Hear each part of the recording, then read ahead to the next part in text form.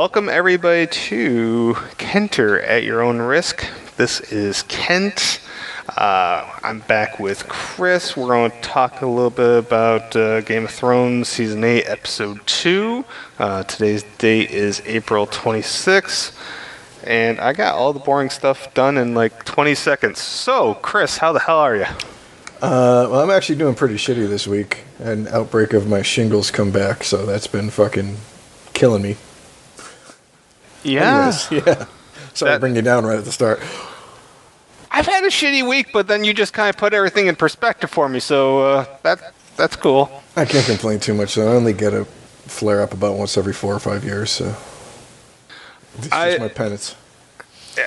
I've had like a week where, like, nothing major, but it's been like just a series of minor things that have like gotten me to the point where I'm like, it's just gonna be one of those weeks, and you accept it, and you just look forward to the following week type thing at this point. I had some family come down to visit, and the other day I wanted to go into the hot tub, and it was just like, I can't go into the hot tub because my fucking shingles, so now I gotta sit here and sweat while all the rest of you are in the pool and in the hot tub and having fun, and I'm looking miserable. You just described my entire life. Yeah. A little itchy, a little sweaty.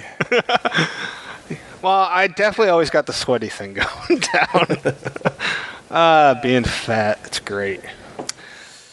I'll tell you, I got myself a new phone this week. I got a Samsung Galaxy S9, which is by far the nicest phone I've ever owned.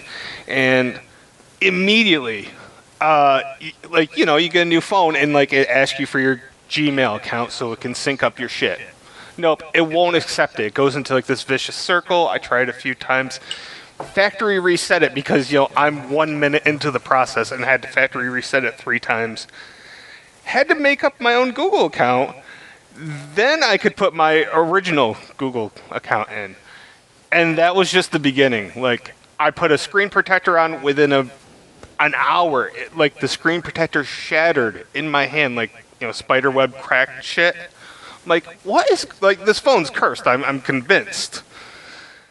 So, that's been... shattered a screen protector in your bare hand? Yeah, dude, I was holding it and I was What were you doing texting. to your phone? Dude, I was trying to text somebody on Facebook, I think it was, and next thing I know, it just cracked. I'm like, what the fuck? What were you texting them? You wouldn't like me when I'm angry. I don't think I had a little bit of banner in me, but maybe I did. I don't know. It was just, it was ridiculous. And this phone brings out the gamma radiation in me. Oh, god damn it. And then I ordered 2 other, I was just like, fuck, I'm going to order different screen protectors. And they were, all 3 that I ordered were different listings on Amazon. They all came from the same motherfucking company, all had the same box, the same exact logos and everything. I'm like, really? So, yeah. It's been just irritating. So, that's my gripe. Like I said, yours is far, far more personal, but that's been my bitterness. So, with that being said, though, I was not unhappy with this week's episode. Not that I really went into it expecting to be unhappy, but... No, like we said right before we started, I don't see how they're going to be able to throw everything I would like to see into the rest of the season with only 4 episodes left, but I liked it. If they could get through 70-75% of what you want to see, will that leave you happy? As long as the ending isn't a shitty ending or a fucking gimmick ending, I think I'll be happy. Because there's just been so much good over the course of this season, not just the season, but the course of the entire show, that I can overlook the bad here and there, or the break in here and there in the plot and what have you. As long as they stick the ending, that'll definitely hit it for me. I need a couple loose ends, not all loose ends, because no TV show ever really does every single loose end, but a few would be nice, and then, yeah, they just need a satisfying ending, which basically means have the Night King win and kill everybody. That's satisfying. If that actually happened, I think people would hate me. So, Well, yeah. I mean, talk about like defying expectations, Kathleen Kennedy. That would be one way to do it. That would be a way of doing it. Yes, sir. All right, so let's get on with it, and then we'll quickly do a whatever review at the very end here.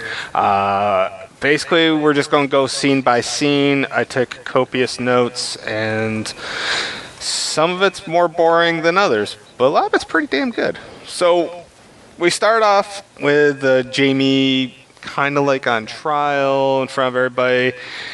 Danny's immediately being a bitch to Jamie and Tyrion. Bran kind of got out the things we do for love line. Brienne steps up for Jamie, puts everybody in their place. Sansa gets on board, so then Danny's like, I don't want to be the biggest bitch in the room. So then, she's hoping Jon backs her up, but he doesn't. And then she's like, well, very well.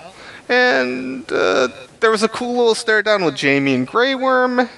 And then Danny looks to Jon and he immediately ducks the fuck out. And that was probably the first 5 minutes of this show.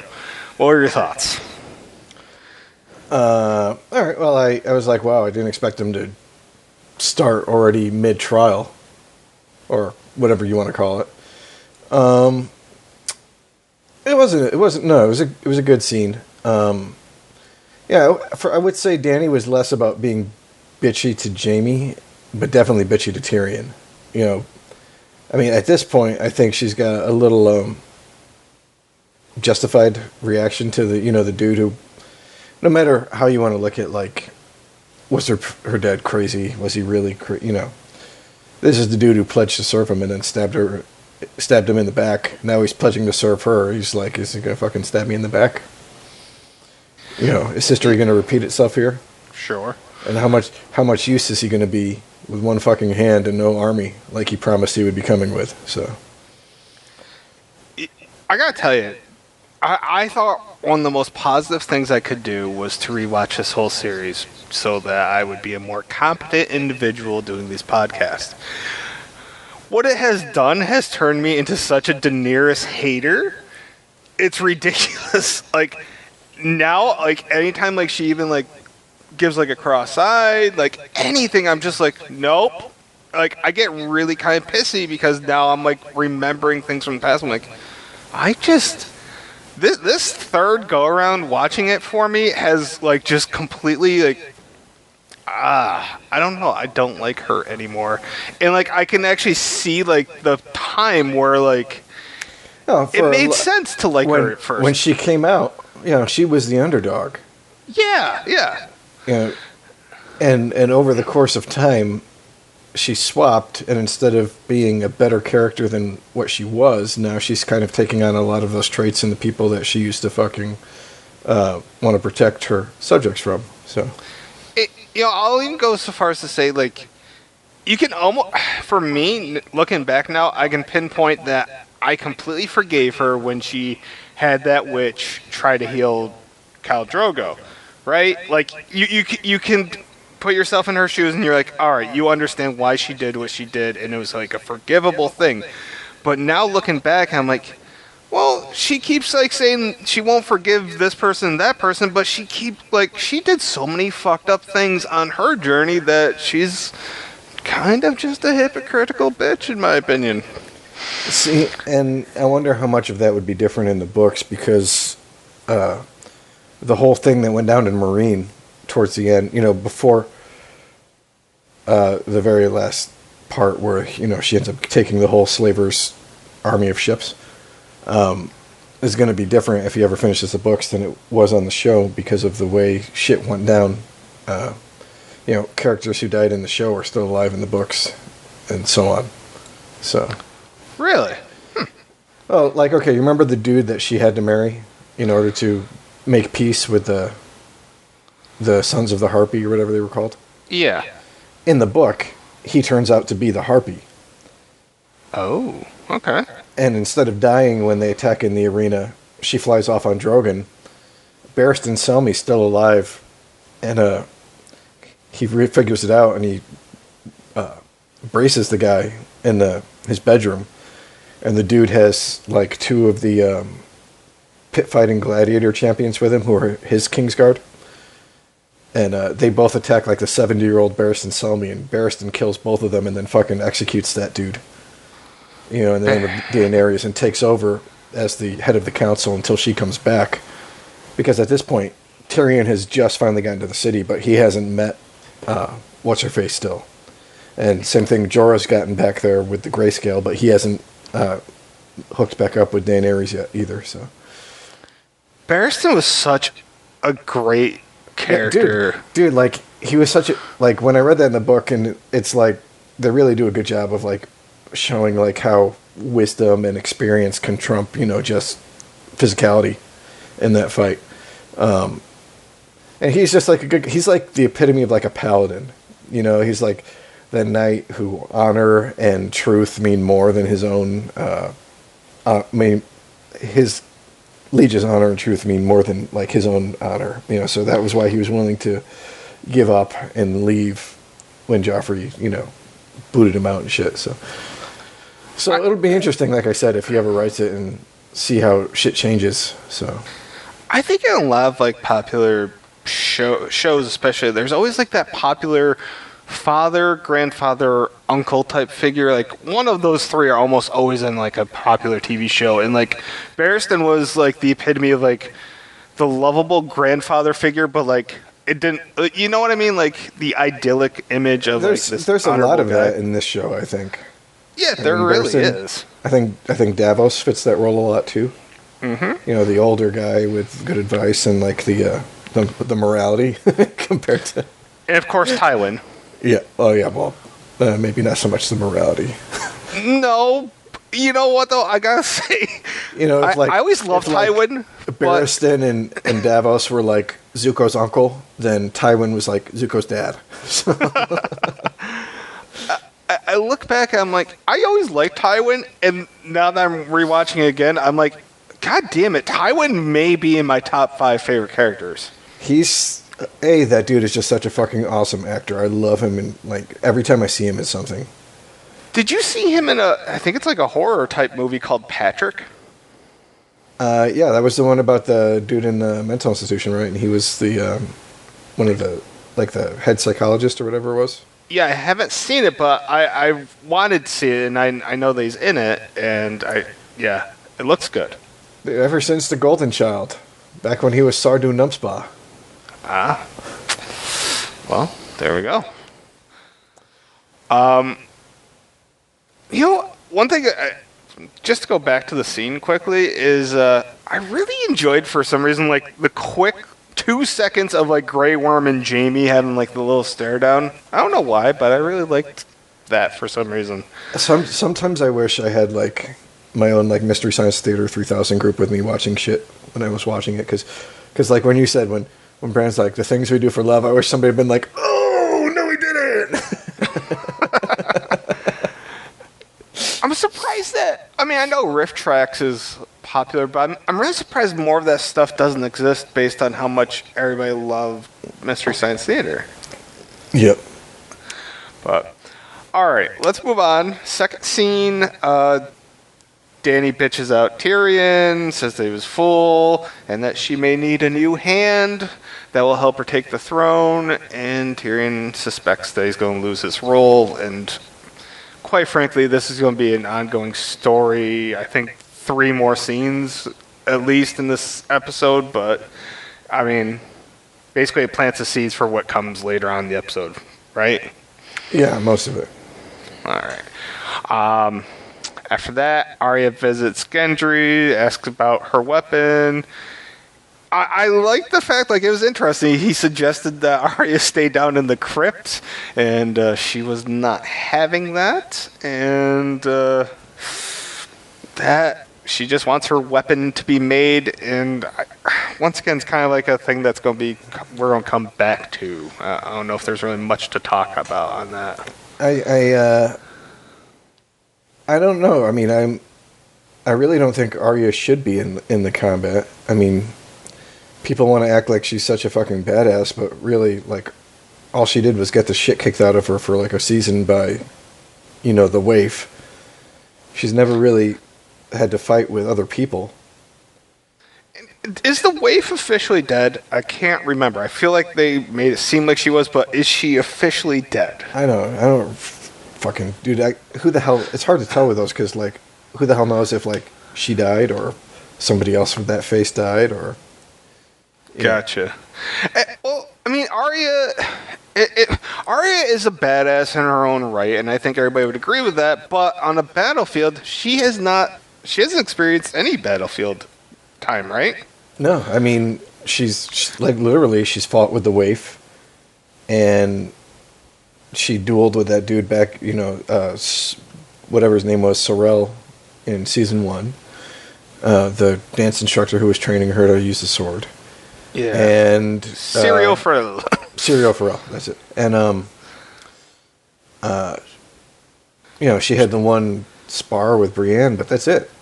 Like, she's basically just been like an assassin. Yeah, I mean, she killed poor innocent Walder Frey. I would say she's a badass assassin, but there's a lot of difference between sneaking up and stabbing somebody when they're not ready, and trying to man or woman up against zombies.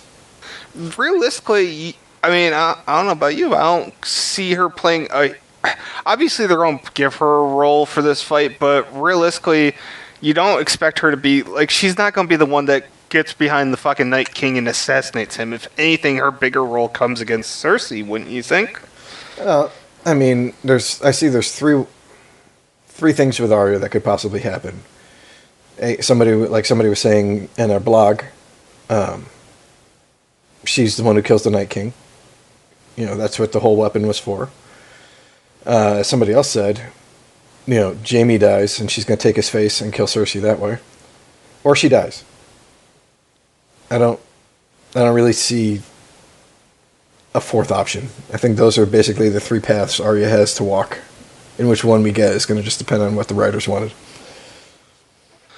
I agree. I think I don't know. I think she's just got to stay around long enough to deal with Cersei, and then I obviously there's more that we'll touch on later with Arya, but yeah. Moving on. I feel like Jaime is in at least half of the scenes in this episode, which is something I want to touch on at the end, but probably to make up for the fact that he wasn't in anything but the last 30 seconds in the first episode. That, or my other theory, but Jaime meets up with with Bran, the 3ER, and apologizes. And one of the more interesting things from this whole episode was Bran acknowledged that they need Jaime for this battle, but then Jaime asks about afterwards, and Bran is like, "How do you know that there's even going to be an afterward?" So is that a hint that Jaime's going to get got in this fight? I don't necessarily think so, and I'll tell you why when we get later on. But okay. I thought that was, I don't know, for me, if I had to pick like 5 interesting parts of this whole episode, I think that was one of them, because I feel like you almost have to read into damn near everything Bran says, and I feel that was intentional. Like, I think it's intentional that they make us think that we have to read into everything Bran has to say. Let's put it that way. Yeah. Then another scene with Jaime and Tyrion. I enjoyed the people like being all pissy and like spitting, and then Tyrion vouches for Dany, and they talk about Cersei's pregnancy being for real. Then one of them says we're going to die in Winterfell. At least Cersei won't get to kill me. Okay, that was Tyrion that said that. Jaime sees Brienne, talks to her, and he wants to go under her command. And I'll finish this off by saying I did not know that. I never put it together, and then I looked it up when I was rewatching. I didn't realize that Podrick was related to Ilan. Yeah. They're distant cousins. With that being said, this conversation didn't confirm anything for me about the pregnancy, because how does Jaime know any better than anybody else whether Cersei's pregnant? Do you think this makes it so, or are you still skeptical? I think it makes it so, just because out of everybody in all of Westeros, if there's anybody that can tell when Cersei's lying to him, it should be Jaime. I would agree with that. That's a good, fair point. Like even if she lives, I don't think there's any way that baby's gonna fucking make it to full term. But no, Maggie will rise up from her grave and fucking kill before that baby gets born. That prophecy has to stand. Or how fucked up would it be if Maggie shows up and she's like, all the fucking choices you made, all the fucking bullshit that you went through in your life, I lied. Seriously, like, really? I fucking lived my whole life based on your fucking prophecy. Really, lady? Oh, that'd be solid, man. She gets a letter as everybody in her family's dead, and she's ascending to the throne as the queen, and it says, hey, by the way, all the blood you've spilt in your family, I lied. Maggie Q. Maggie F. Oh, God, Maggie. Let's see. I'm one episode away from seeing that episode. I'm on the season finale of season 4. I'm pretty sure it's the season premiere of season 5 with the prophecy at the very beginning, if I'm not mistaken. So I'm looking forward to seeing that again. Anything from... I don't know. I felt like this... It was all fine. It just, just moved the story along. Nothing really groundbreaking in these scenes. What was there anything for you? No. I think just a good scene. Yeah, I think most of the best stuff occurred later on. I agree. All right. So next we got Dany and Jorah. Basically, Jorah kind of backing Tyrion and saying he was the right decision, even though Tyrion kind of took Jorah's role. And, Dany still bitching. And then Jorah suggests that she speaks with Sansa. And then, I think this was one of the bigger scenes, was her and Sansa talking. Sansa vouches for Tyrion being a good guy. Dany says that Tyrion shouldn't have trusted Cersei, and Sansa turns that back around and says that, she shouldn't have trusted her either. Then, of course, there was the, hey, we're both really strong women rulers, yay, 2019. And then the men do stupid things for women. They're easily manipulated by women. And Dany kind of does the whole thing about how, well, who's the one manipulating who? I'm over here fighting Jon's war. And, then fucking Maester Walken interrupts. And then there was two things that I wanted to really kind of discuss here. I want to know, Dany says that Jon is only the second man in her life true to his word. And I'm sitting there thinking, and she said someone taller is the other one. So my first question, quickly, is who's the first man? Is it Jorah, Daario, Barristan, Drogo, somebody else? No, well, she was talking about people she loved too, so it's Drogo. Okay.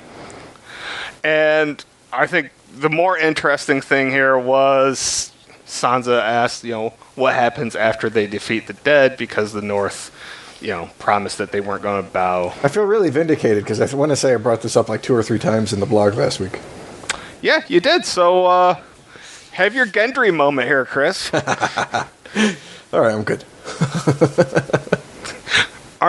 it's sad that like the moments are more so short-lived the older you get. Yeah. As a kid, like you've had like a fucking 3-hour party over it. Now it's just like, haha. Okay. Exactly. It was a great. I really liked the scene, even though I don't like Sansa or Dany. It was a really good scene. I was like, okay, she's actually taking somebody's advice and doing something smart, and then like you just see it collapse like between the. I'm like, oh, you guys are fucking both of you dumbasses.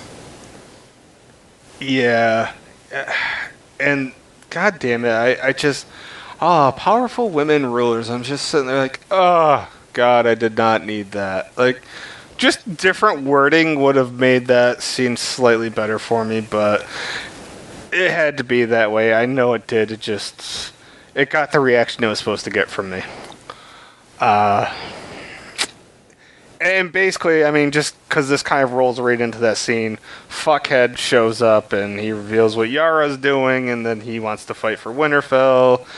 And Sansa's just like, yeah, sure, let's fucking get Theon back on board. And Dany's like, the fuck? So, in my opinion, Sansa and Theon fucking just deserve each other. Like, that's where I'm at. I really am fine with them deserving each other. What are your thoughts on this? I was just laughing because, like, I'm watching the scene and you get the look from Dany, like, how the fuck do you know Theon? And, you know, you realize that she's never seen them together. You know, she didn't see the scene where Jon, you know, plastered him when he fucking came in. I don't think she did, if I remember correctly. So she doesn't, I don't think she realized, you know, Theon grew up in fucking Winterfell and all that shit. I forgot about that scene that you just mentioned. Huh. Yeah, I remember it now that you mentioned it, but yeah, I completely had forgotten about that. That's, once again, I'm just going to say, rewatching the series, you know, because I have such a shit memory, now everything's kind of come back to light, and I'm just like, wow. I don't know what Theon could do to have an actual redemption arc, because he's really one of the worst people in the... I almost got to side with Joffrey over fucking Theon. Joffrey was just raised to be that way. Theon was just a fucking tool. He was a fucking hostage, and for all Ned treated him like a son, you know, and he got along with Robb, everybody else in Winterfell treated him like shit when he was growing up. Did they go more in depth on that in the book? Oh yeah. He was always made to be like that. He really took a lot of it out on Jon, and you know, fucking always reminding him that he was a bastard and that he was an outsider and everything. And a lot of that was because he was just relaying the shit that everybody else said about him. Because, you know, like all the people who's had family die when the Iron Islands invaded back, you know, in the day when they put him down and took him as a hostage. And then not only that, but when they gave him up, his family disowned him. So they're like, you're fucking dead to us now. Blah, blah, blah.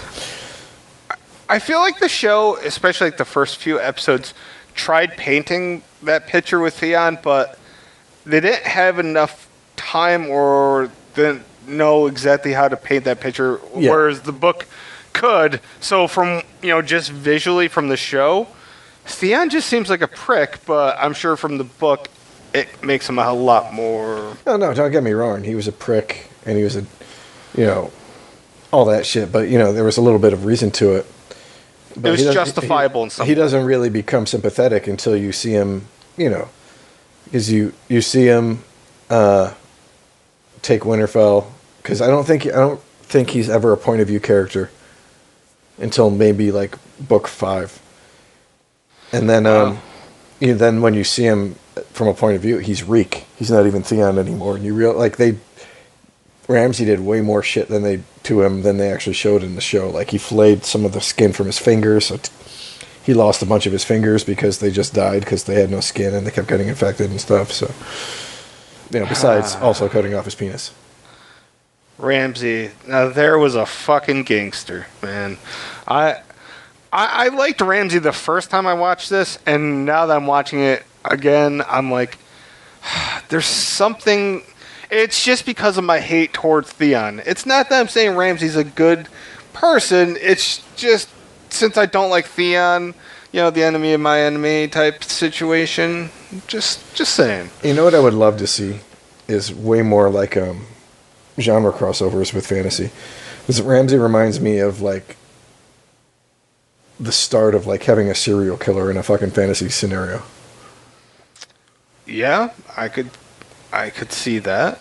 Like, Ramsay checks the boxes of so many, like, various genres I'm into. Like, granted, like, I can't help it. Like, honestly, I think about wrestling far too often. I'm just like, that guy'd be the greatest heel of all time type fucking thing. Although Joffrey would be the $1 Million Man Ted DiBiase if we're going to make a comparison. How many people would want to wrestle him if after the match he cut off their penis? I mean, come on. Well, how many people wanted to wrestle Rikishi after he fucking jammed their face in his ass? I mean... I can survive with pink eye. But what about brown eye? Well, I mean, I have one of those too, so... Fair enough. Alright, let's move on. This was actually one of my favorite scenes of the whole episode. Davos was serving up the food... And the guy's like, hey, a lot of us aren't soldiers. And Davos kind of gives his little speech about Blackwater and shit like that. And then you see Gilly directing traffic. And then the little girl gets the food and she's like, yo, which way do I go? Am I going to be a soldier? Am I going down the crypt? And she wants to fight.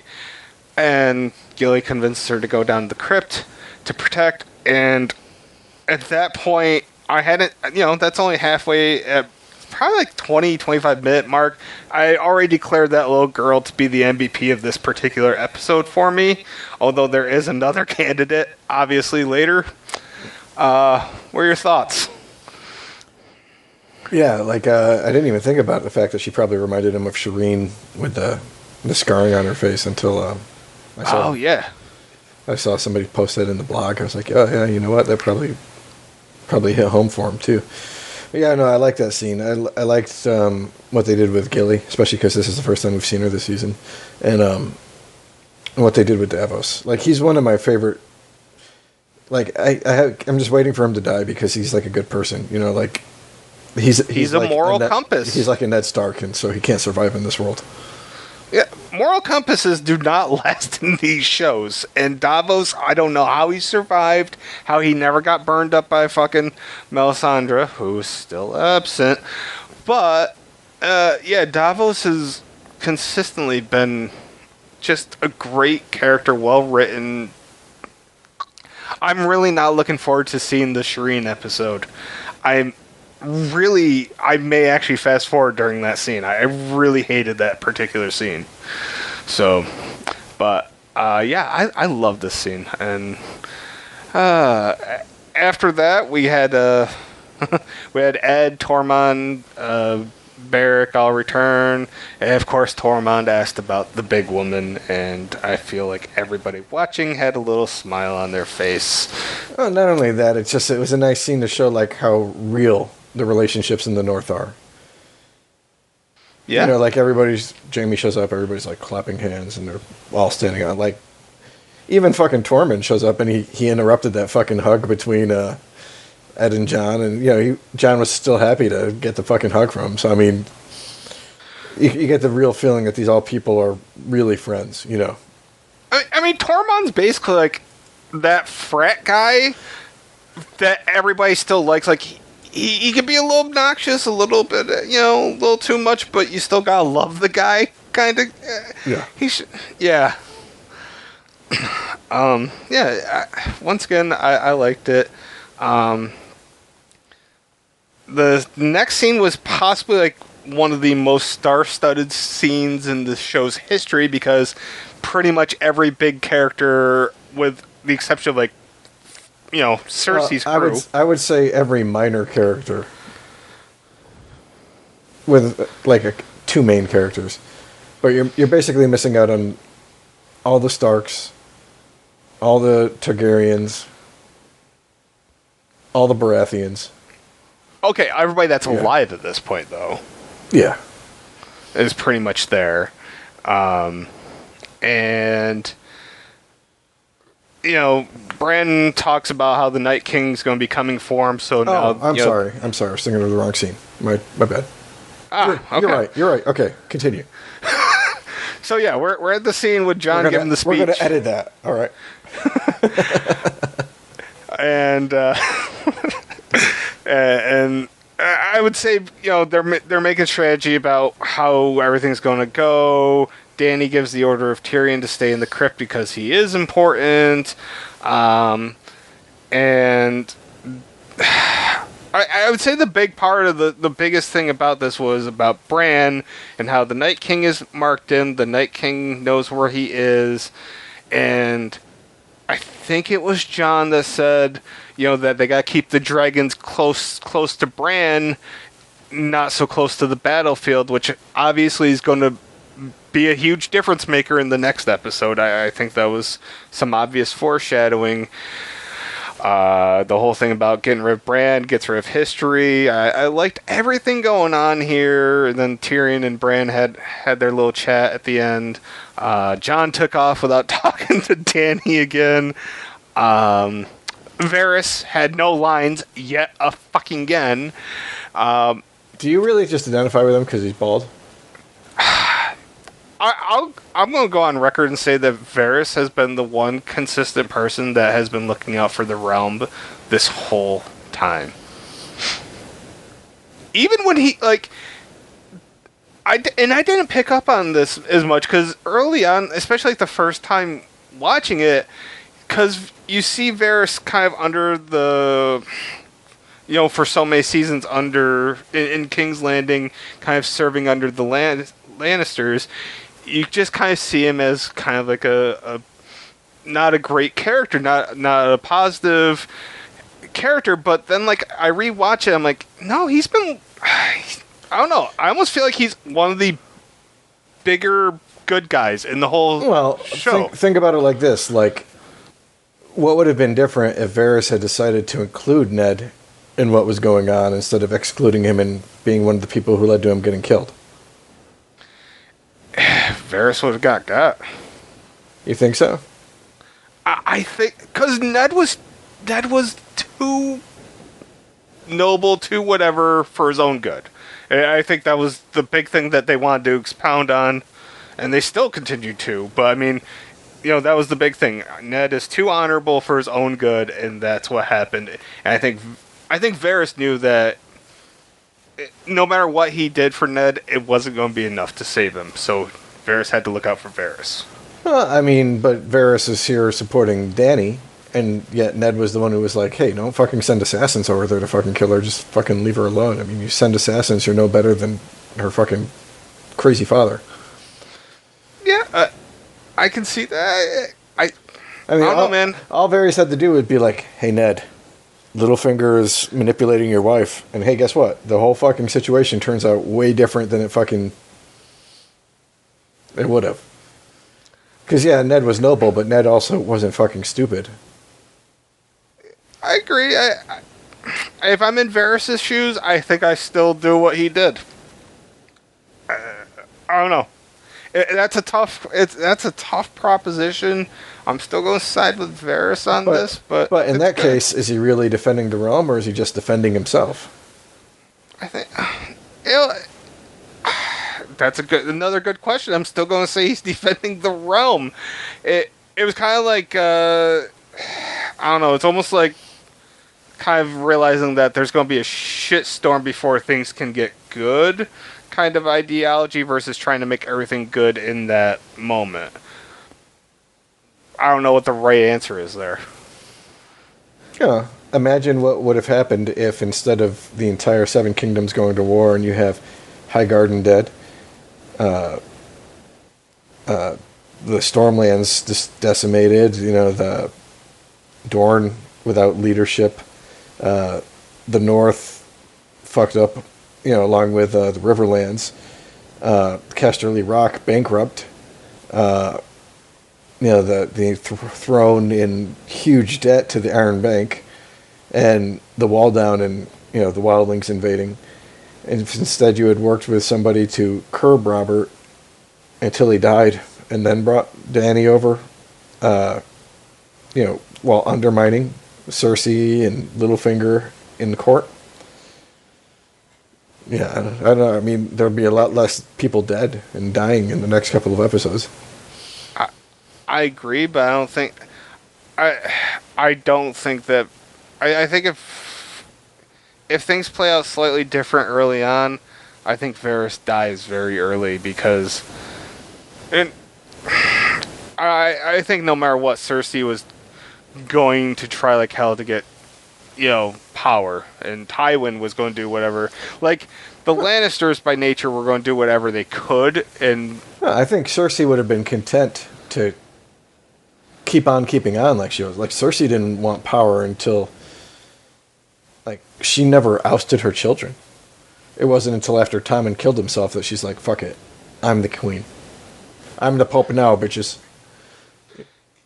That's true. I mean, at times though, she did flex her nuts a little bit, but, yeah, but it was all flexing her nuts to make sure that Joffrey, wasn't in danger, or her family wasn't in danger, rather than, it was all of the events between trying to take power back from Marjorie with the High Sparrow and her Myrcella being killed, Joffrey being killed, and then Tommen killing himself that finally pushed her over to the edge to finally, be the badass who's seeking power for herself. And I gotta say, like, although they've made Cersei, I don't know what words to even use. I will say I love the fact that they still kept that one part of her, I don't know, pure or whatever. Like, the fact that she always loved her kids, even though she had one asshole of a kid, she had one innocent that she couldn't protect, and then Tommen just, I like the fact that they still said, despite everything else, she loved her kids. I think it's more along the line of, like, she thought she loved her kids, but she was incapable of really actually feeling maternal love, like showing maternal love. Because, hey, as much as I love my son, there are times you have to say no. No Joffrey. Oh. No Joffrey. And, I don't know, maybe not murdering your other son's wife so he commits suicide, all of her friends and shit. I don't, maybe that's just me. I don't know.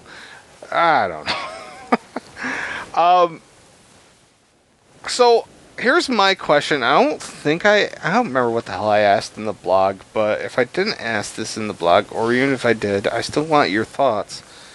I say the smart thing to do is to cut Bran's arm off, put it someplace, and set up a trap, because that's where the Night King's going to go. What say you? I say, you did not ask that in the blog. Yeah, I'm pretty sure I meant to, and then I wrote the blog, I'm pretty sure like 2 days later I was like, shit. I don't know if that would work. I mean, who knows how all that metaphysical shit works, because, I mean, the Night King touched Bran when Bran was in a vision, so it wasn't like he was actually physically there when he grabbed him. Yeah, I was kind of curious if it actually means his actual arm, or if it means that because he touched him, which this whole conversation sounds creepy. Hey, I touched Bran. Like, does it mean that, if Bran lost his arm somehow, like, would the Night King still track him, or would the Night King track the arm? I'd like to know the answer to that. I'm assuming it's going to be him. Like, A, he's got, his mark on him, but B, I'm assuming he's also tracking, like, this source of power. Either way, I'm all for somebody having a machete, because we don't see machetes ever in this goddamn show. But somebody grabbing a machete and cutting Bran's arm off, and let's see what happens. That's what I want to see, and I'm sure I'm probably the only person that wants to see it. But I'm curious. Like, it's a good hypothetical in my mind. You don't see a lot of machetes because I don't see much jungle up in the north. I'm certain if you were down in the south, you might see some machetes. Yeah. I feel like, the Dothrakis, they would like a machete, but I mean, they had those cool fucking. I don't know. I mean, they live on the plains a lot, but maybe like Missandei's people. They don't know how to Yes. fight, but they have machetes because they need to get through the jungle or something. I don't fucking know. Maybe I'm just talking out my ass here. They have to I chop think we through the both jungle are. to get to the beach that she and Grey Worm are going to sit on. Well, so, speaking of which, the next scene was Grey Worm and Missandei talking, and What a segue. Grey Worm scared those two little girls, which was great.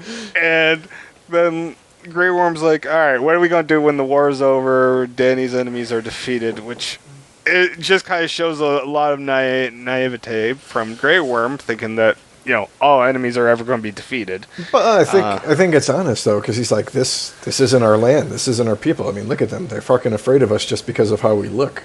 Sure. And like I've given my life to Khaleesi, but she said she set us free. So is that going to mean I'm going to have to be her slave forever, or am I going to be able to choose my own path once this is over with?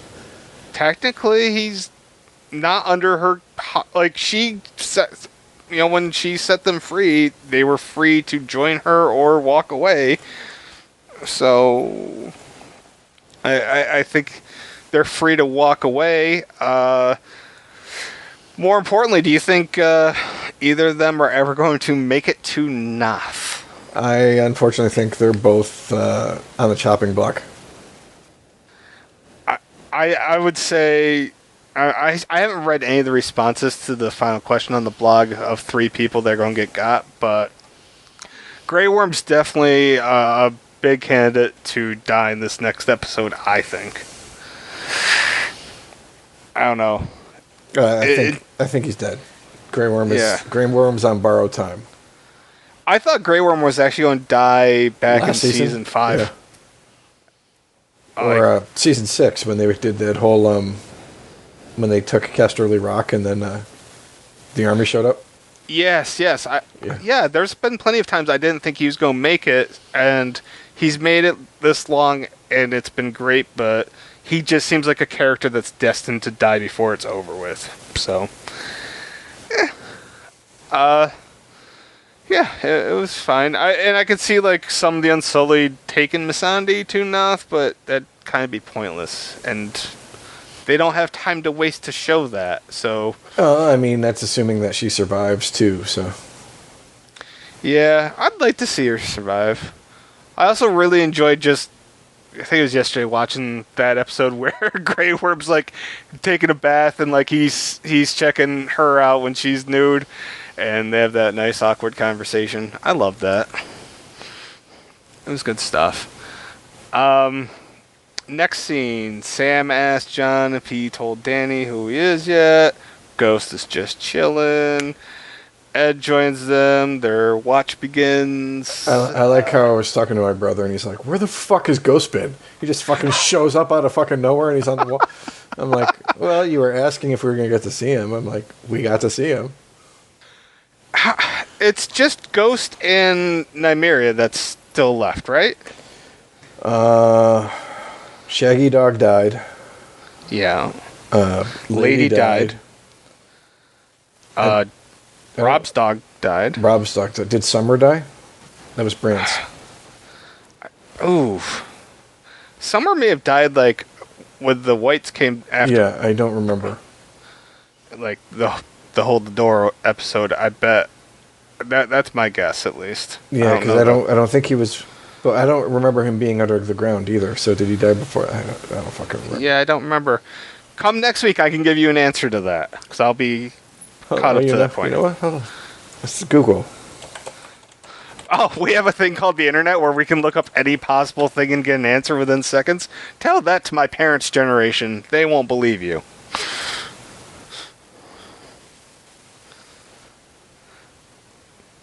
Oh, okay.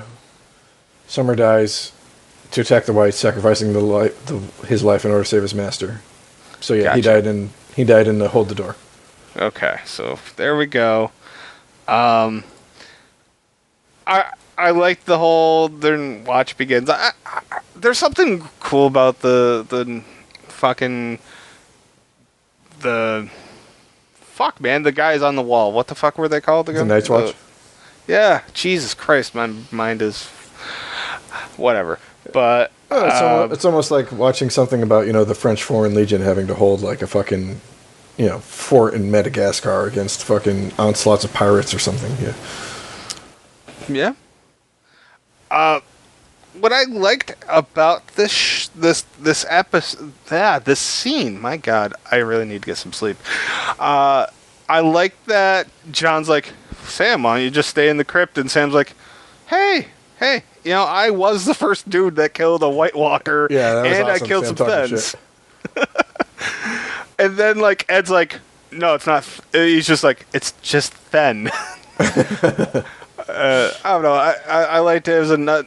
What was his this whole season's been callbacks to like past seasons, which I like that. What was Ed's line? Samuel Tarly killing a White Walker, sleeping with women. God, we know the fucking world's coming to an end. Yep. God damn it. Yeah.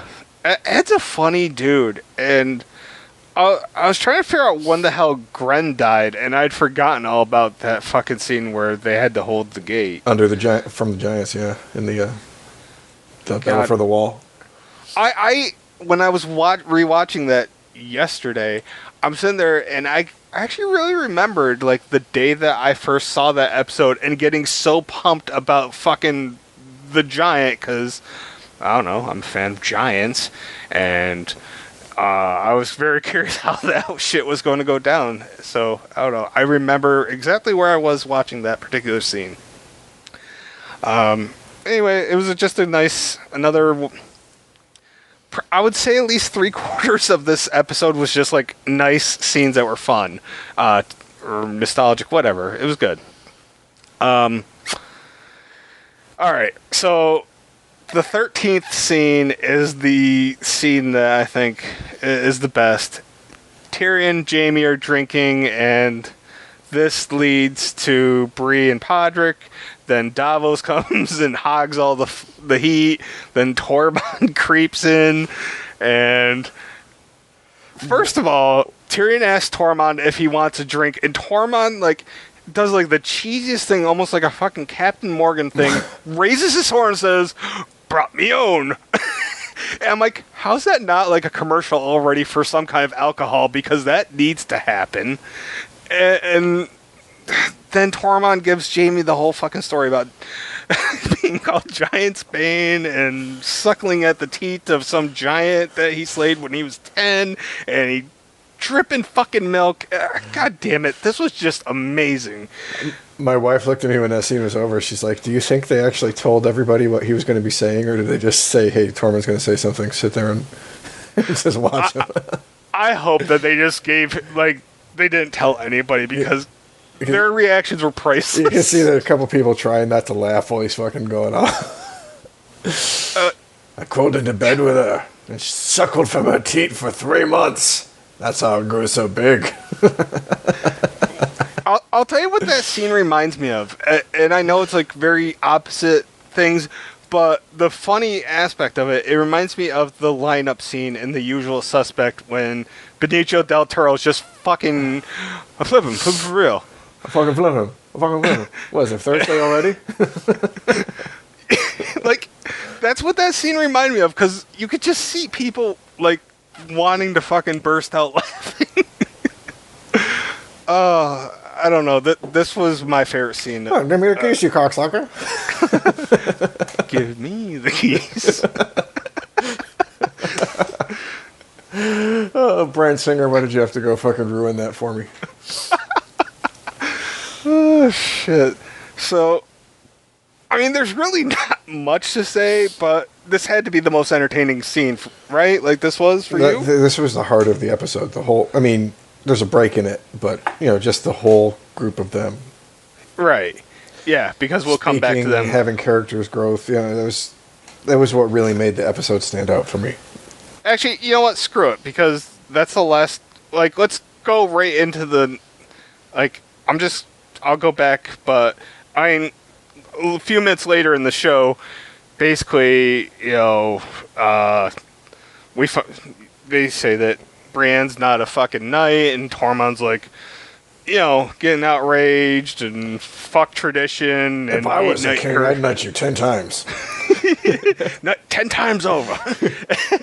And then, Jaime does the knight thing. Like, it was really good. And I'm not a fan of Bree, but I liked Bree in this episode. It was nice to see a character get what they wanted, and unfortunately, like, set her up for fucking death right in the next episode because she's got everything that she ever wanted. Yeah, all right. Let's be real here. Either Bree or Jaime's dying next episode, sacrificing for the other. Brienne's if that dying. doesn't happen, I will shave my head. Brienne's dying, and I have to get back to what I was talking about earlier. I think that the whole reason Jaime isn't... There's two reasons. A, Jaime needs to have a scene with Cersei before he dies. Ooh. Okay. Otherwise, they're losing out on a ton of fucking character shit that could go on, especially because of, like, how much the two of them mean to each other. But also, Bronn hasn't gotten to Winterfell yet. So, like, if they kill Jaime and they kill Tyrion, and then Bronn gets there, what the fuck was the whole point of giving him the crossbow and tempting him, with... The payoff's not there, yeah. With having to choose one way or the other. Were you surprised that we didn't see Bronn at all in this episode? Because I was a little... What I'm curious about, because they've, like, Battle of the Bastards, Battle of Blackwater Bay, Battle for the Wall. They were all episodes where they stuck with just one area the entire time. Yeah. But, from what I'm understanding, I think this next episode is supposed to be about an hour longer. Almost 2 to 2.5 hours, if I remember correctly. This is probably the biggest episode of the season, right? So I'm curious is if they're going to do, like, all 2.5 hours at Winterfell, or if they're going to do breaks, to break between tension and shoot down to what the hell's going on in King's Landing as a break. Honestly, this could be like the most action-packed movie of all time. Yeah. Like, that's possibly that's what why we're I'm dealing wondering, because, like, the only thing I was going to say is, like, it's good to keep... It's easy to keep tension for an hour, but if you keep that kind of tension up for 2.5 hours, that's a lot of fucking stress to put on people. It is, but they have enough characters where it's doable at the very least. But, yeah, it's... I hate your logic, Chris, because now you got me thinking that Jaime's probably going to survive, even though I was willing to bet anything that Jaime was going to got, because half the scenes in this episode featured him and just seemed like his death toll. But even if I say that they don't need another Cersei and Jaime scene, because I don't think it's necessary, but I think it's most likely going to happen. Oh, think about how it was when he left. He didn't realize how close he was to just dying. Yeah. He doesn't, realize, like, she's fucking lost her mind at this point. Yeah. I can just envision, though, a scene where Tyrion comes to Cersei, they have a conversation, and Jaime's dead, and Cersei fucking loses her shit. I can picture that particular scene. That's why, in my head, I can make an argument saying that Jaime doesn't have to live for that story to continue. I could see it being more along the lines that Bronn shows up, Bronn kills Tyrion,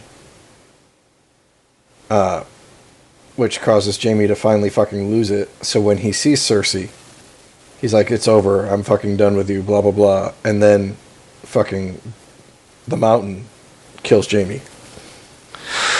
Oof. And then we get Clegane Ball? Yeah. Yeah. I've often... I know I've heard a lot of people say that a lot of people felt it was inevitable that Cersei and Jaime were going to die in the same episode, and I still think that's a viable option. I don't know. There's a lot of options. We could all be wrong. Cersei could be the fucking Iron Queen for the rest of the It could be Cersei and the fucking Night King. Yeah, it could be. For all we know, it could be the Mountain and the Hound ruling all of Westeros when all is said and done, despite that being the most unlikely scenario. We're going to actually see one of the others get turned, and the Night King's going to turn Cersei into the Night Queen, and she's going to puke up a little Mr. Ball legs. And then they're going to chow down on, all the dead people in King's Landing, and then 1,000 years later, we have Santa Clarita Diet season 1. Well, goddamn. I must say, though, you're not the first person that I've heard speculate that Cersei gets turned into... It's going to be majorly different from what happens if the Night King doesn't buy it by the end of this next episode. At that point, I'm going to be like, I have no idea how the fuck they're going to fucking end any of this. If the Night King's dead by the end of this coming episode, you can kind of see the path that the show's on. If he's not dead by the end of this episode, all theories are going to be really scattered big time, I feel.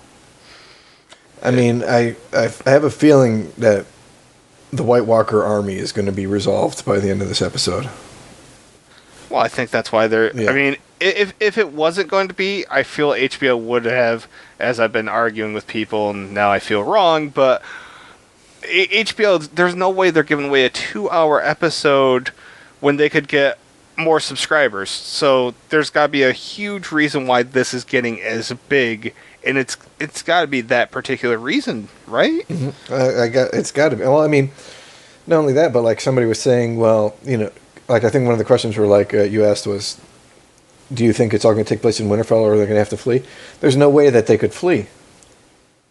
I mean, the White Walkers have horses. The Wraith, the Whites, whatever you want to call them, have horses. They have that available. You've got, I don't know how many people they want to pretend there, but thousands of people at the very minimum. Thousands of non-combatants. If they have to flee, if they lose the castle, all those people are going to fucking die. The only people who would potentially live from the north would be who could get away on the dragons. And I don't really see Game of Thrones killing off 95% of its cast halfway through the season. That would be a ballsy move that would probably get like half the audience to be like, nope, I'm not watching how this ends. So, knowing that, that's probably not happening. But let's finish off the last few scenes, and then we'll wrap this up here. Not that there's a lot going on here, but we did have Arya with the Hound and Beric. I enjoyed it. It was just a quick scene, but anything with Arya and the Hound, I'm always down with. And it was just if you start preaching, I'm going to make the Lord of Light question why he brought you back 18 times to die the 19th time when I throw you over the fucking wall. I loved when Hound's like, wasn't he on your list? And she's like, yeah, for a little while. So it was just, it was a really good, it was a good scene. What are you doing for? Who are you fighting for? I fucking fought for you. Yeah, I mean, the Hound really, yeah. After that, we had Gendry and Arya, and he gave her the spear, and you could take that every which way. I was talking with my brother, and he was like, my wife was like, no, Arya, no, I've known you since you were 12. My brother's like, I didn't look away. I was like, yeah, I didn't either. Oh God, no! That was a moment that I was like, I didn't even feel fucking dirty for checking that. Nope. I was totally stoked. I'm like, only guys will understand. Like, I feel so many women would have that exact reaction. And I'm just like, no guilt whatsoever. That was quality, and I was totally happy because just last week I was like, I want Gendry and Arya to fucking, I want them to rule. But to go into that, after that, I don't see that happening. Yeah, I know. The whole after face where she's just like, I did it to do it, but That wasn't as satisfying as I was hoping. Or that, or else it was either that or the look of inevitably one of us are going to die. yeah. So I mean, at that point, I was like, well, as cool as it would be, I just don't see that happening. So someone's dying. Yeah, and I have a bad feeling it's going to be my man Gendry. Because he's served his purpose, I think. He made it through. He made all the weapons. There's no more purpose left for him to serve because nobody's going to really vouch for him to be the ruler. Like, How many people even know at this point? Davos, Davos, Melisandre. Melisandre, Arya, right? Yeah, he told her. Did Tyrion? Tyrion, he might. Jon might. I don't remember. I don't remember if Gendry told them all when he was on during like the macho 8-man North of the Wall episode. Great episode. Yeah, I'm not sure. See, like last week when I asked that question on the blog, I'm sitting there thinking like, God damn it! Like, Gendry and Jon both only have like this single-digit amount of people that can vouch for them, and it's I don't know, like nobody has like it's weird like when they say like I have the claim to the throne. Well, how is that determined anymore? Because once it's overthrown, does family lineage matter from the old regime? In real life, when that happens, when you asked that last week, I mean that's why I was like, ultimately it depends on who wins because they get to determine how it matters. But winners write history. exactly. But well, like the whole reason Robert over everybody else during the rebellion ended up taking the throne was because he had a Targaryen ancestor in his family. Otherwise, you might have seen Tywin try to take it, or somebody else try to take it. But he was like, well, we disposed the crazy Baratheons. I'm still a Baratheon by blood, a little bit. So it went to him. But fair enough. By the old way, as soon as the king died, it would have gone to his eldest son, who would have been Rhaegar. And as soon as Rhaegar died, it would have gone to his eldest son, who would have been Jon. If Rhaegar's other children had been alive, it would have gone to those children. But since they were killed by the mountain, all right, it would have gone to Jon. Here's my question, though. Like, if Jon had been a bastard, it would have passed by Rhaegar once he died, and it would have gone to Viserys. And once Viserys died, it would have gone to Daenerys. I get all of that. What I'm saying though is like in real life, we've had to have had, people, families rule for generations, and then it get taken over. At that point, once it's taken over, the old family no longer has any claim unless they go and take it back. Would that be accurate? Well, I mean, most of the time when they do that, they kill the old family, so there's no arguing with it. But yeah, which is what they quintessentially tried doing. Shit gets crazy all the time. Like, look at the whole 100 Years' War between England and France. It was basically this situation. The English king was a duke in France, and the French king was like, "You're gonna fucking pay me all my shit and stuff." He was also, I think I want to say, the dude's uncle or nephew or something. He's like, "You're gonna pay me fucking all sorts of shit, or I'm gonna fucking invade you." And dude's like, "What?" He's like, "I'm a fucking king too, dude." Alright, I have to be this guy to ask this dickish question, but I have to ask it. At no point that I can recall, and I've been rewatching, have I heard them remotely use the term English language and yet they talk about all these other languages that exist, and they don't even use the metric system. They use American like feet, and like they specifically use American measurements. And am I the only one that finds that just kind of weird? Yes. Okay. No, I don't know. I'm just fucking... Like it's weird. Like I can accept the English thing because people are going to speak in English so that the audience can watch it and enjoy it. I get it, and I understand why they don't ever necessarily say English, but they will say Old Valyrian, whatever. Like all these Bravosian languages, all this shit, right? Mm-hmm. I can understand them not specifically saying English. I get it, but the measurements, I found that so weird. That if you're going to pick a measurement that is used today, I would just think you would go with the metric system. It would just make more sense. I don't know. Am I nitpicking here? Am I overthinking this? Yeah. Okay. I'm guilty of that often, so I accept that. All right.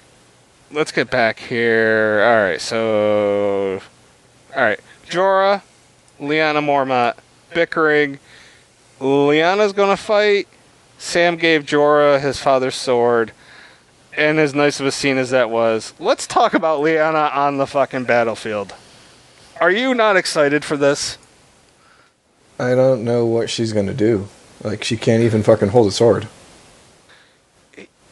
I feel like Arya should just give her needle at this point, because that's about what she could hold, right? Yeah, I mean, she's younger than Arya was when Arya got needle. Like, I feel Lyanna being on the battlefield does more harm than it does good, because she's going to have men trying to get in the way to protect her rather than just fighting their fight. You know what I mean? Yes, I completely agree. It's stupid for her to be there, and I have a feeling she's dead. Plus, I mean, if the theory is to keep Tyrion in the crypt because you need good leaders in case, whatever situation, she's like the perfect person to be in the crypt because she's a great leader. Everybody likes her as a leader, and yet she's going to be fighting. And I don't know, do you see the possibility of Jorah risking his life for her? Yeah. I see the possibility of it. Whether or not it's actually going to happen, we'll have to see. I'd give it like a 20% chance, but it did cross my mind. Really liked the Podrick song, Jenny Dancing with Ghost. I really liked the performance during the credits. I really liked... I didn't catch who sang it. I don't even know if they... I watched the credits, but I must have missed if they said who sang it. But I enjoy all of their original songs on this show. Yeah. And this song worked well for this episode. And they didn't bring in Ed Sheeran for fucking something that made no sense, so it was great for me. Yeah. That's gonna be my... I'm gonna keep dying. Why was Ed Sheeran in that fucking episode? What was the point of that scene? The best part about being like completely ignorant of so much pop culture, especially music, is that I'm like, I know the name, but I don't know who the fuck he... Like, people like, he was... Ed Sheeran was on... I'm like, who was he? I had no idea, and then people are like, you're a fucking idiot, and I'm like, yeah, that's fine. I don't even know like a single song that he's ever sung, so I'm fine being an idiot. I really am. Sometimes ignorance is bliss in that particular instance, in my opinion. Yeah. So, and then let's wrap it up with Jon and Dany met in the crypts, and I liked how Jon told her the story, and I loved Dany's reaction about how it's impossible, and then she's like, oh, well, it's a little convenient that it was your brother and your best friend that found this out. Very convenient, huh? As I framed it in the blog, I was like, she's like, listen, dude, your bro and your bra are fucking telling you that you're fucking the king. It's like, what's going on here? Yeah.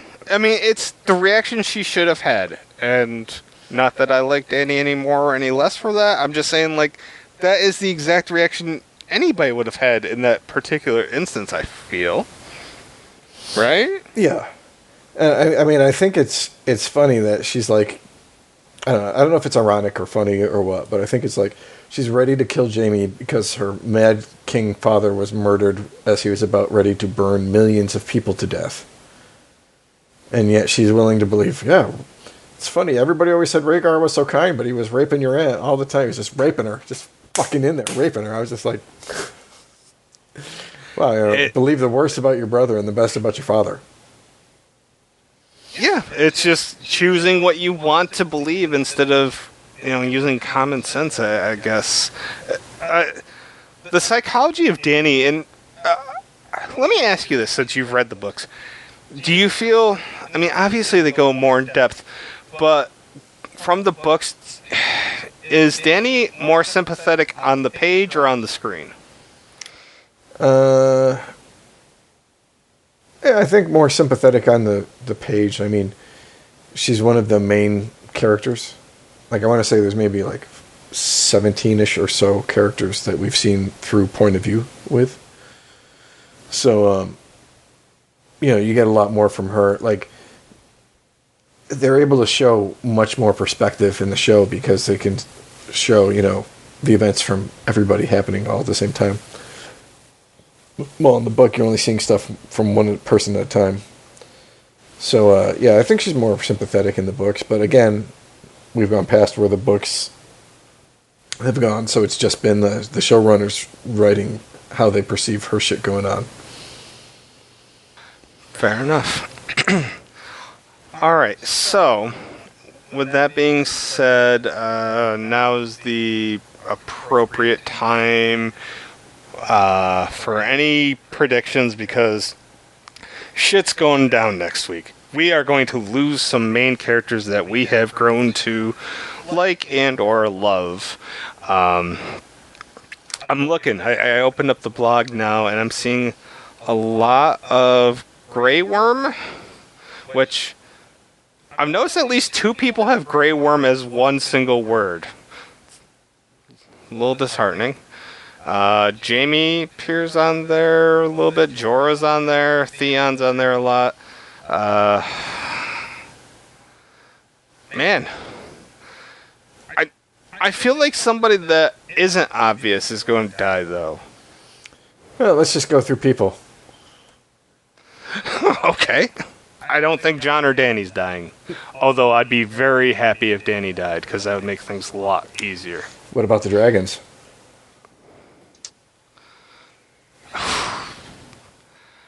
Drogon has to live. The other one, because I can't remember their fucking names, I could see the 2 dragons like somehow like canceling each other out somehow.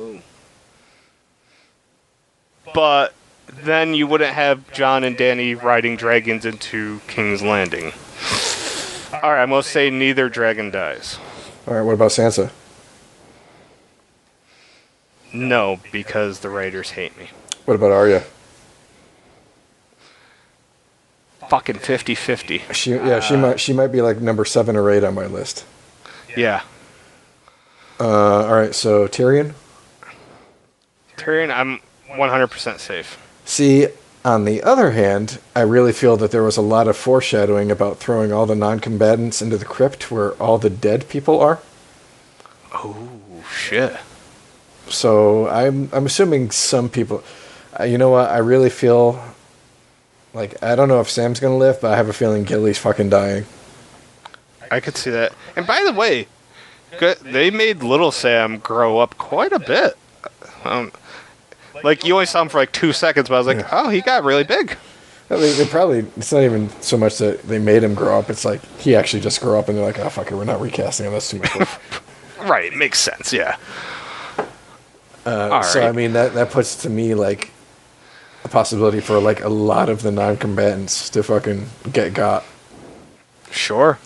Especially, like, imagine, like, all of the old Stark relatives rise up and fucking kill the Stark. Like, that would fucking fuck my mind. Like, Sansa gets killed by all of her.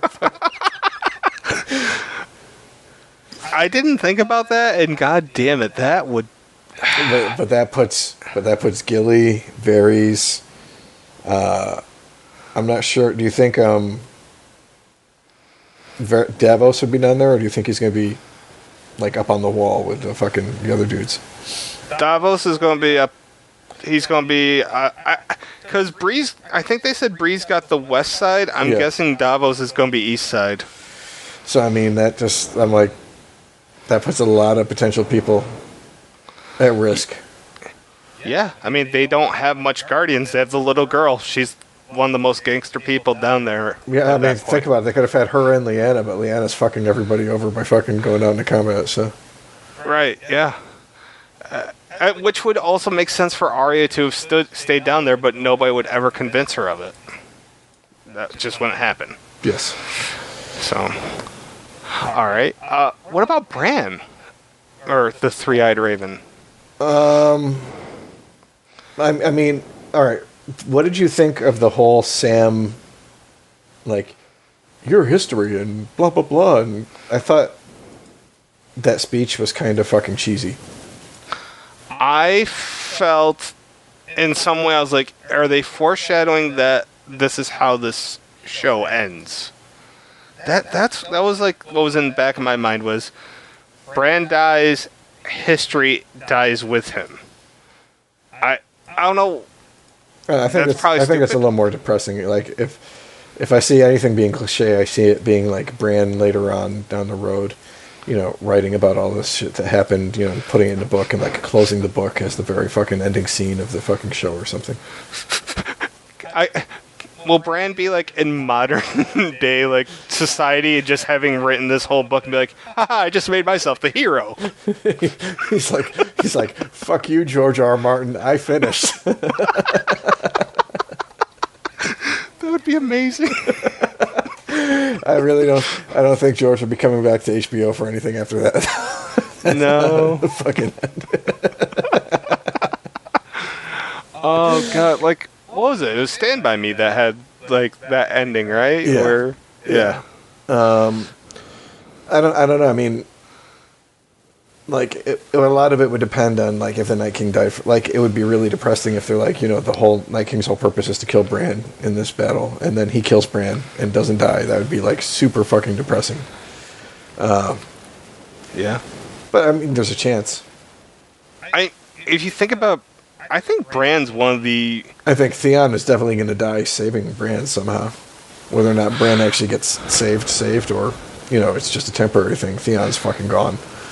Good. Get rid of fucking Reek. I'm so on board with him dying. I've been on that train for a while, so yeah. Who else? Yeah, Brienne got everything that she wanted except for maybe kissing Beric or Jaime. So yeah, she's gone. I have a feeling Beric is going to die in this. And yeah, Beric's going to die because I think, like I said, the Hound is still my pick for Azor Ahai, and Beric has to die for that to happen, in my opinion. Well, I don't think he has to die for it to happen because, you know, he's not Azor Ahai. He said it himself. He's just another follower of the Lord of Light. But I don't know. I feel like in the world of like TV and movies, I feel like Beric almost has to die. Oh yeah, because you've been to TV tropes before. Right. It just makes sense. Grey Worm. A lot of people say Grey Worm's going to get Grey Worm's dead. Missandei has a chance to be killed since she's going to be in the crypt. As much as I would like Pod to live, I have a feeling Pod's on the fucking chopping block too. They gave him this fucking singing scene.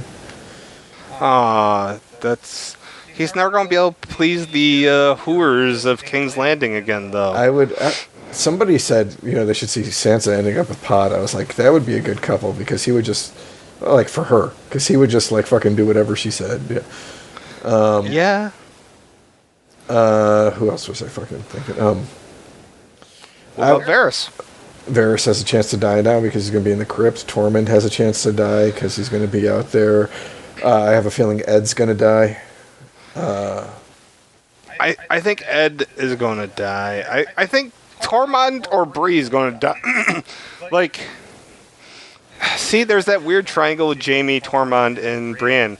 Would they have Brienne just be the only one that died there? See, you think? They might. I mean, because like I said last year, if like Tormund is basically the only wildling that we know now.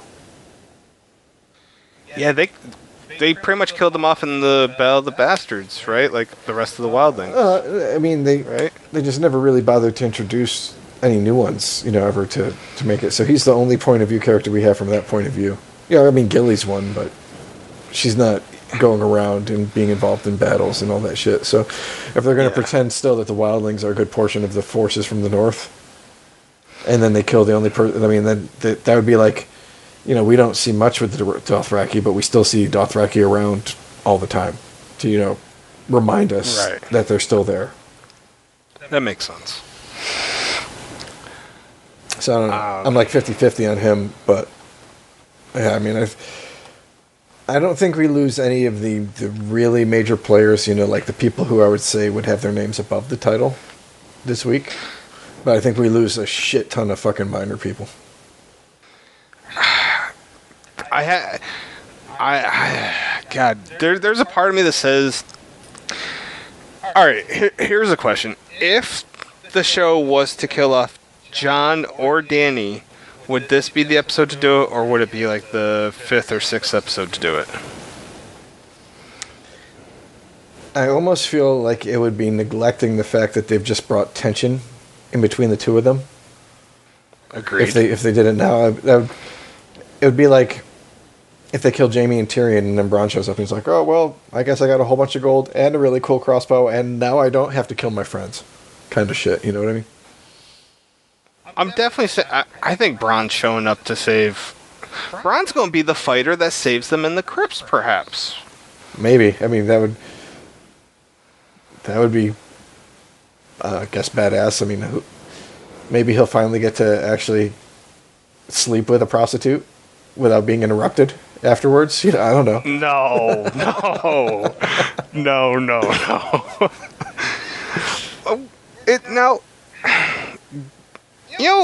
The Hound.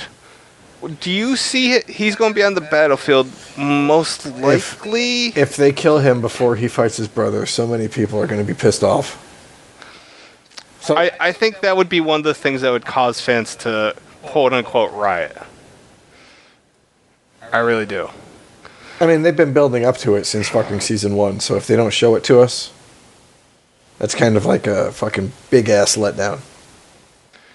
I almost feel like the Hound would have been better served. Well, I know he's such a badass, but, like, they didn't give him, like, a special...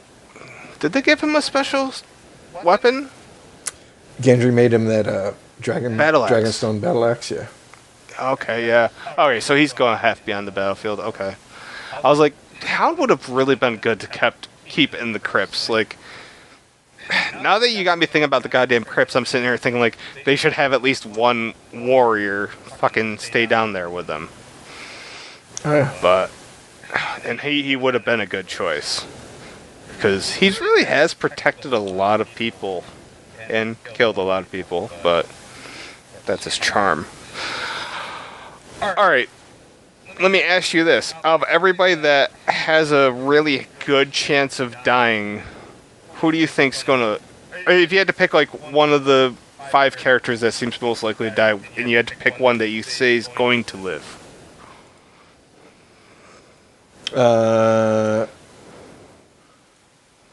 Alright. Like, if I had to pick... Alright, someone to die, one person to die and one person to live? I'm saying that, alright, if we said the top 5 people guessed to die would be Theon, Grey Worm, Brienne, Jorah... I don't know who the other... Alright, if we just say those 4, who's the most likely to survive out of those 4?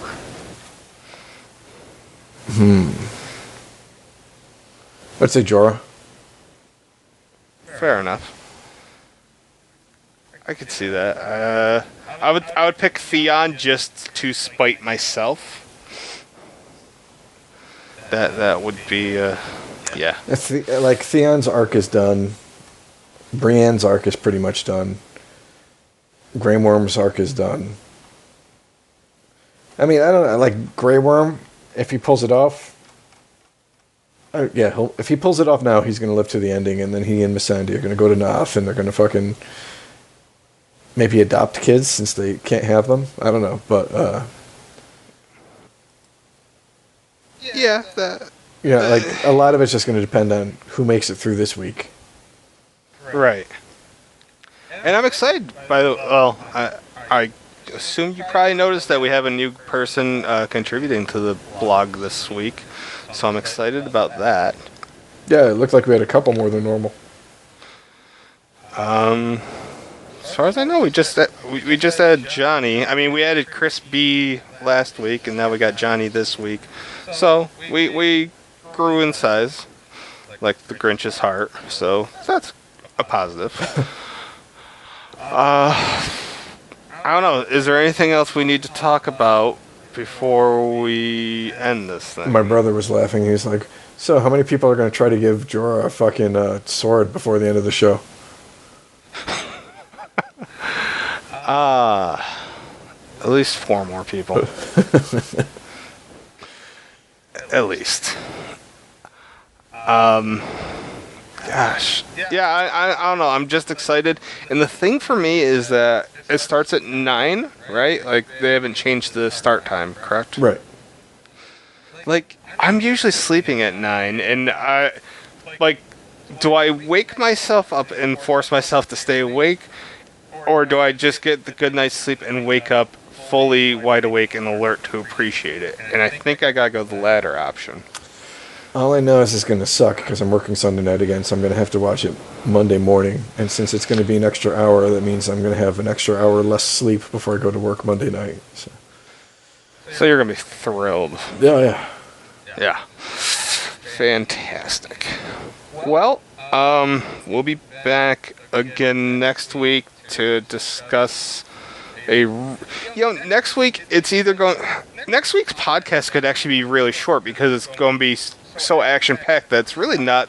The action-packed ones are actually quicker podcasts because there's not a whole lot to say, but the body count is probably going to be where we get most of our content, I would guess, next week.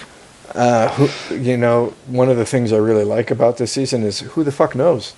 Like, yeah. We're going in this expecting something. It could be completely different from what we're going to be like, holy shit, fucking Dany's dead, Jon's dead, fucking Night King has the entire North now. What the fuck's going on? Cersei's the hero? So, it could be. It could be something completely different. It could go exactly as we're expecting it to go. Either way, like, I'm just liking... I like how they've done this season. Granted, the last 2 episodes haven't done a ton, but they've done enough to make this episode seem ridiculously huge. And it's going... Like, it was perfect. They've used these first 2 episodes perfectly to make this 3rd episode feel as epic as possible. And I hate that term epic because fucking millennials have ruined it. But this is as close to a fucking epic episode as we're gonna get, I think. Yeah. I don't know, Blackwater, man. Reverse 9 Deuce, episode 2-9. Whew.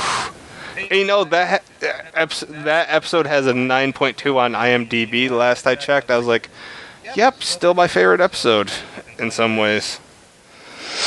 So, just randomly, I have to say, obviously, I just rewatched The Mountain versus Oberyn, and I remember thinking oh, that was a brutal death.